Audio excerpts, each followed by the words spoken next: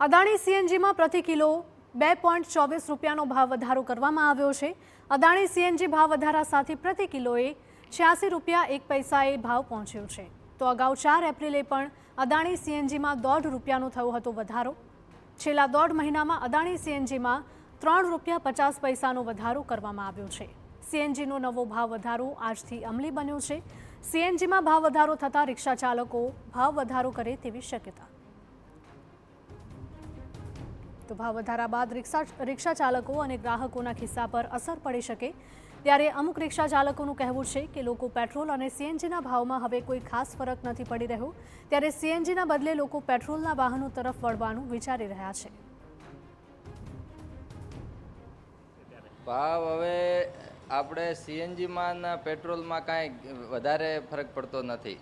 ભાવ જે રીતે વધે છે એના રીતે તો સીએનજી કરતાં તો ડીઝલ ગાડી લેવી સારી રહે। સતત ભાવ વધારાના કારણો રિક્ષા ચાલકોની હાલત ખરાબ થઈ રહી છે, ત્યારે રિક્ષા ચાલકો પણ ટૂંક સમયમાં ભાવ વધારો કરે તેવી આશંકા સેવાઈ રહી છે।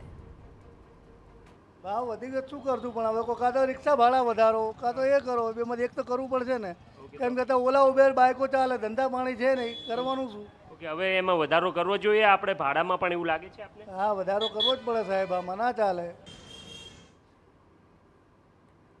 તો ભાવ વધારો થતાં હવે રિક્ષા ચાલકો પણ મૂંઝવણમાં મુકાયા છે અને રિક્ષાના ભાડામાં પણ હવે વધારો થાય તેવી પૂરેપૂરી શક્યતાઓ। ત્યારે પણ લોકો પણ મિશ્ર પ્રતિસાદ આપી રહ્યા છે કે સીએનજી અને પેટ્રોલ ડીઝલમાં કોઈ ખાસ ફરક નથી જણાઈ રહ્યો, જેથી લોકો પેટ્રોલ ડીઝલની ગાડી લેવાનું વધારે પસંદ કરી રહ્યા છે।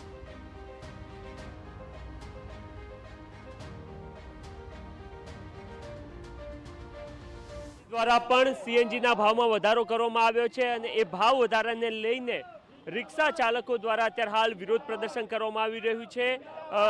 મેમનગર ફાયર સ્ટેશન છે એની બહાર ઊભા રહીને આપ જોઈ રહ્યા છો કે કેવી રીતના અમદાવાદ રિક્ષા ચાલક એકતા યુનિયનના તમામ જે કર્મચારીઓ છે અથવા તો જે લોકો છે એમના દ્વારા વિરોધ કરવામાં આવી રહ્યો છે। મહત્વની વાત એ છે કે છેલ્લા 1.5 મહિનામાં અદાણી સીએનજીના ભાવમાં લગભગ 3.5 રૂપિયા વધારો કરવામાં આવ્યો છે।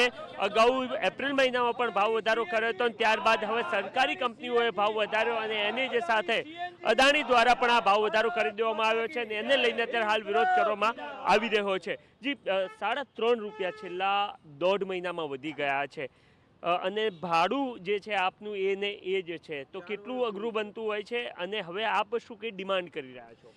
રિક્ષા ચાલકો રોજ કમાઈને રોજ ખાનાર વર્ગ છે। અમદાવાદ શહેરની અંદર 2 થી 2.5 લાખ રિક્ષા ચાલકો છે, ત્યારે ગુજરાતભરના 15 લાખ રિક્ષા ડ્રાઈવરો છે। એ મૂળભૂત સીએનજી ઉપર નભે છે। સીએનજીનો 1 પણ રૂપિયો વધે તેની માઠી અસર રિક્ષા ચાલકો ઉપર પડતી હોય છે। જ્યારે જોવા જઈએ 1 મહિનાની અંદર 2 વખત જે ભાવ વધારો થયો છે, પહેલાં 1 રૂપિયા 50 પૈસા અને ગઈકાલે 2 રૂપિયા અને 20 પૈસા 25 પૈસા, તો આ ભાવ વધારાની માઠી અસર પડી છે। અમારો સખત શબ્દોમાં આ વિરોધ છે। અમારી સરકારને વિનંતી છે કે સીએનજી ગેસનો ભાવ પાછો લેવામાં આવે અને જોવા જઈએ તો રિક્ષા ડ્રાઈવરનું જે ભાડું છેલ્લા 3 વર્ષથી 1 પણ રૂપિયાનો વધારો કરવામાં નથી આવ્યો, આ પણ શરમની વાત છે, કારણ કે દરેક પ્રકારની મોંઘવારી વધી રહી છે।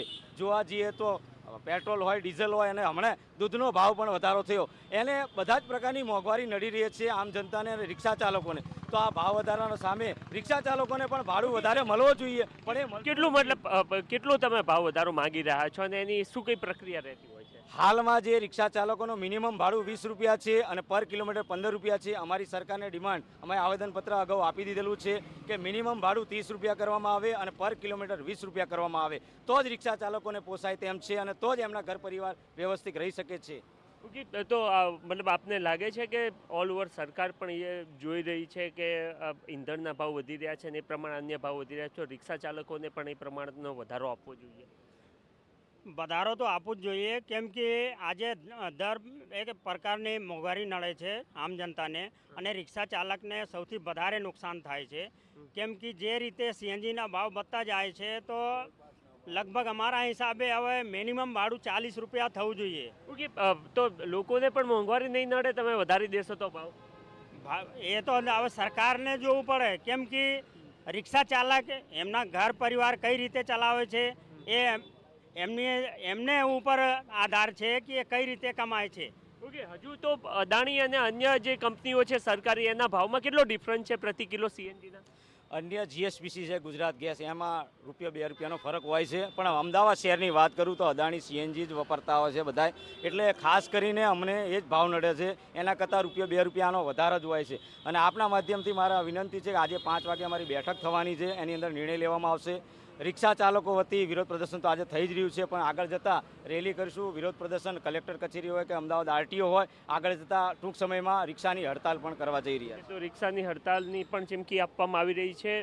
આપ હડતાલ પર જાઓ તો લોકો પણ ખૂબ પરેશાન થવા છે. ઓલરેડી ભાવ વધારાની પણ વાત કરી રહ્યા છો, તો બંને બેલેન્સ થાય એના માટે સરકારે શું કરવું જોઈએ? આપનું શું મન છે? અમારું કેવું મતલબ છે એ છે કે યા તો સીએનજીનું ભાવ ઘટાડી દે, યા તો फिर એકદમથી વધારી દે કે અમને લડતા ભાવ હોય સરકારના સામે. ને અત્યારે અમારે કમિટી નક્કી કરશે આજે સાંજે 5 વાગે હડતાલ અમારે કરવાનું હોય કે ભૂખ હડતાલ કરવાનું હોય.